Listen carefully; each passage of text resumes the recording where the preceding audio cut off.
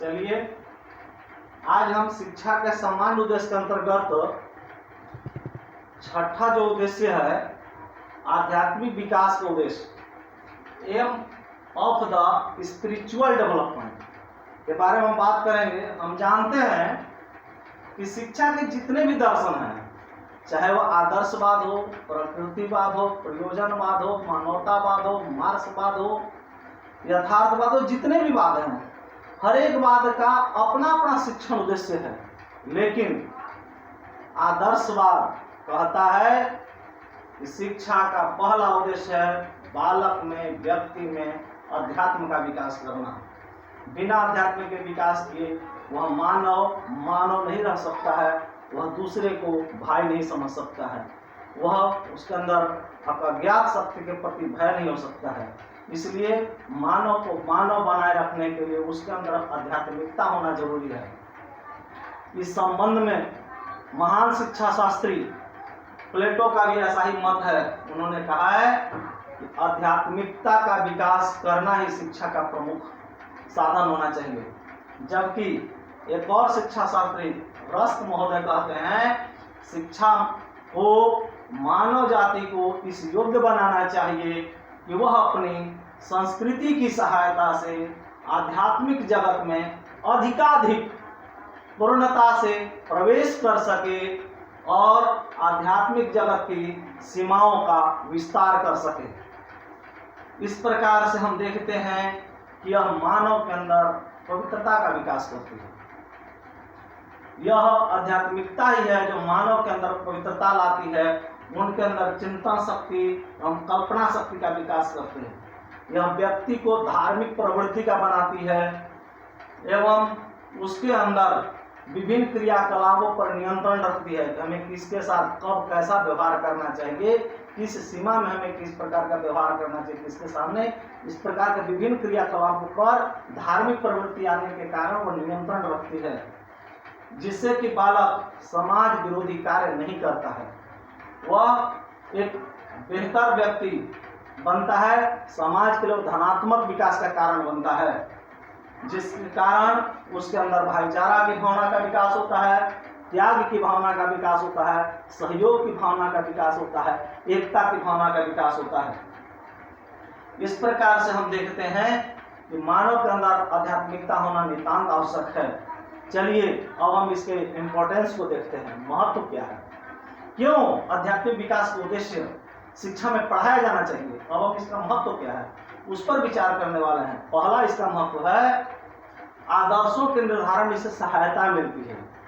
बालक का जीवन कैसा हो उसका निर्धारण करने में इसके द्वारा सहायता मिलती है। दूसरा है इससे विचारों में शुद्धता आती है।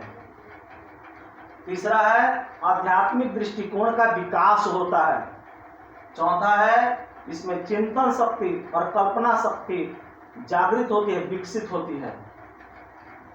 पांचवा है इसके द्वारा भाईचारा का भावना, प्रेम का भावना, सहयोग की भावना एवं परोपकार की भावना का विकास होता है। छठा है इससे व्यक्ति में ज्ञान क्षेत्र में वृद्धि होता है। सातवां है यह मानसिक शक्ति का विकास करने में और उसकी संतुष्टि प्राप्त करने का महत्वपूर्ण माध्यम है। आठवां यह मानव के प्रति वैमनस्य की भावना दूर करती है, घृणा की भावना दूर करती है, शत्रुता समाप्त करती है और भाईचारा की स्थापना करने में सहयोग करती है। नौवां यह सहकारिता को महत्व देता है कि हमें सबसे मिलजुल कर रहना चाहिए, क्योंकि हमें विभिन्न उम्र पड़ाव पर विभिन्न लोगों से काम है, इसलिए हमें सभी जाति धर्म वर्ग समूह से मिलजुल कर रहना चाहिए। इस प्रकार यह सहकारिता की भावना का विकास करती है। 10वां आपसी मैत्री का यह प्रचार करती है कि हमें सबके साथ मिलजुल कर रहना है।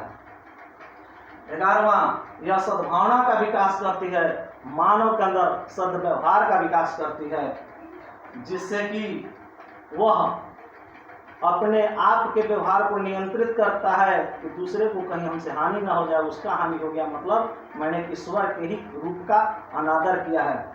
वह एक अज्ञात शक्ति का भय रखता है, किसी को वह चोट नहीं पहुंचाना चाहता है बल्कि शांतिपूर्वक सुखपूर्वक जीना चाहता है। इस प्रकार से हम देखते हैं कि इसका व्यापक महत्व है। लेकिन इसका क्रिटिसिज्म भी है, इसकी सीमाएं भी हैं।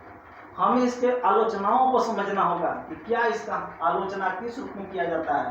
पहला है, यह अमूर्त ज्ञान को प्राथमिकता देता है, व्यवहारिक ज्ञान को नहीं। दूसरा है, यह जीवन यापन का इससे साधन नहीं है, इससे जीवन चलने वाला नहीं है।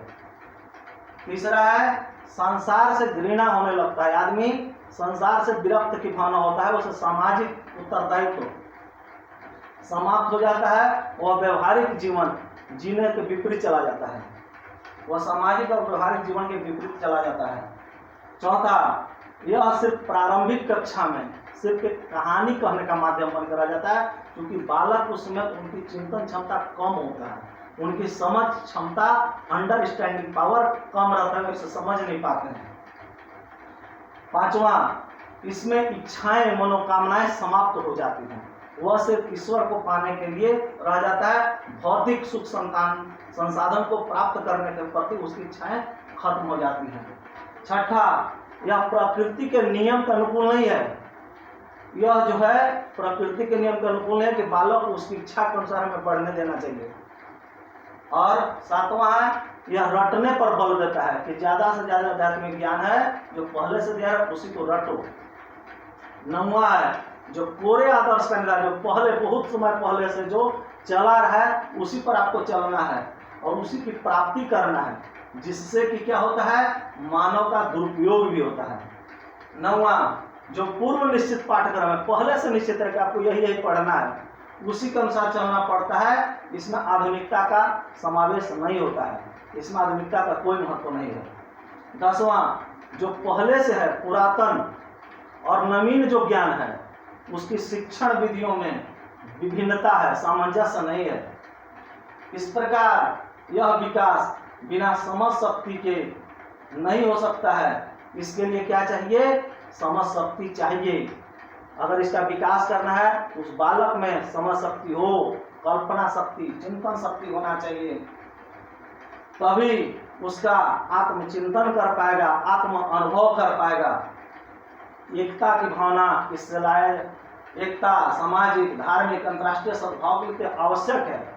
यह निश्चित है कि अगर एकता की स्थापना करना है, सामाजिक सद्भाव का स्थापना करना है, धार्मिक सद्भाव चाहिए, अंतर्राष्ट्रीय प्रेम चाहिए, तो हमें आध्यात्मिक विकास का उद्देश्य तो रखना ही पड़ेगा। इस प्रकार से हम देखते हैं कि बालक की शिक्षा का महत्वपूर्ण उद्देश्य में से आध्यात्मिक विकास का एक महत्वपूर्ण उद्देश्य है।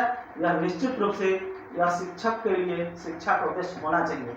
अब हम अगले उद्देश्य को पढ़ रहे हैं, 7वां उद्देश्य, जिसका नाम है संतुलित विकास का उद्देश्य, एम ऑफ हार्मोनियस डेवलपमेंट। हम जानते हैं शिक्षा का काम है मानव को समग्र रूप में उसका विकास करो, किसी एक पक्ष का विकास मत करो, उसका चारित्रिक विकास हो, शारीरिक विकास हो, कलात्मक विकास हो, भावनात्मक विकास हो, नैतिक विकास हो, उसका जीविकोपार्जन का विकास हो, आध्यात्मिक विकास हो। इस प्रकार से उसका जो विकास हो वह सम रूप में होना चाहिए, बराबर होना चाहिए। यह शिक्षा का महत्वपूर्ण माध्यम है। इसी संबंध में पेस्टोलॉजी महोदय कहते हैं कि व्यक्ति का एकांगी विकास अप्राकृतिक असत्य है। व्यक्ति की समस्त शक्तियों का समुचित एवं पूर्ण विकास ही अच्छी शिक्षा है। एक एक क्षमता को पूर्ण रूप से महत्व देना मनुष्य की प्रगति के स्वाभाविक संतुलन का ह्रास तथा विकास कर देना है। इस प्रकार से हम देखते हैं कि शिक्षा समग्र रूप में होना चाहिए, संतुलित रूप में होना चाहिए। इसी संबंध में एक महान भारतीय शिक्षा शास्त्री राष्ट्रपिता महात्मा गांधी जी का कहना है कि सम विकास का उन्होंने समर्थन किया और कहा है शरीर, मस्तिष्क और आत्मा, इन तीनों का उचित एवं सामंजस्यपूर्ण मिश्रण पूर्ण मनुष्य के निर्माण के लिए आवश्यक है और शिक्षा की सच्ची व्यवस्था का आधार है। इस प्रकार से महात्मा गांधी और पेस्टोलॉजी के विचारों को देखे तो उन्होंने कहा कि सचमुच में शिक्षा में संतुलित विकास होना चाहिए शिक्षा के द्वारा। अब हम इसके महत्व को देखते हैं, क्यों जरूरी है संतुलित विकास। पहला, यह व्यक्ति को, बालक को व्यापक प्रदान करता है, व्यापकता का रूप देता है। दूसरा, यह इसमें बालक की रुचि पर ध्यान दिया जाता है। तीसरा, इसमें भिन्नता का महत्व रहता है, कौन किस रुचि क्षमता शक्ति का है, कैसा उसका बौद्धिक क्षमता है, वह किस स्तर के घर से आता है, इस प्रकार उसकी भिन्नता का इसमें ध्यान रखा जाता है। चौथा है, इसमें बालक की शक्ति का, उसकी रुचि का स्वाभाविक विकास होता है, जिस रूप में वो करना चाहे उस रूप में उसका विकास किया जाता है। पांचवा, इसके द्वारा उसका सर्वांगीण विकास हो पाता है, जिससे कि वह जीवन दर्शन का आसानी से चुनाव करने में सक्षम बन जाता है। छठा, पूर्ण विकास के लिए अनुकूल वातावरण होना चाहिए, यह जरूरी है। इस प्रकार यह अनुकूल वातावरण प्रदान करता है, लेकिन इसके क्रिटिसिज्म भी है, इसकी आलोचनाएं भी हैं। चलिए हम उसकी आलोचनाओं को देखते हैं।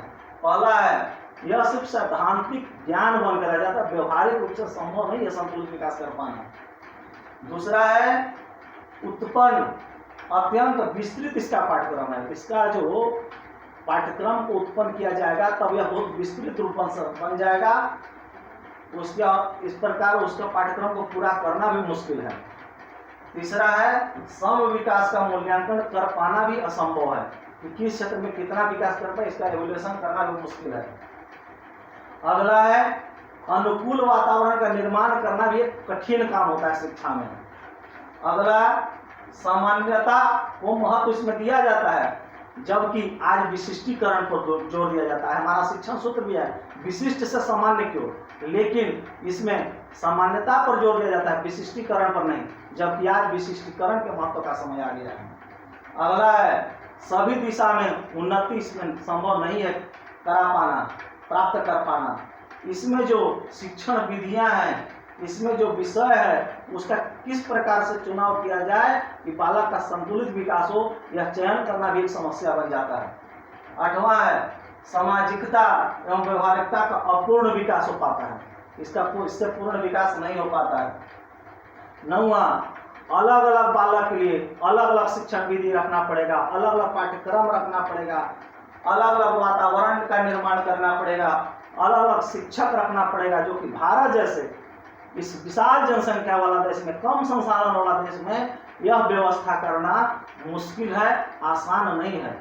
इस प्रकार से हम देखते हैं बालक का संतुलित विकास अवश्य किया जाना चाहिए, अधिक से अधिक प्रयास हो कि बालक का समग्र विकास हो, सम विकास हो। चलिए इस दो विकास का हम लोग देखें। आज के लिए इतना ही।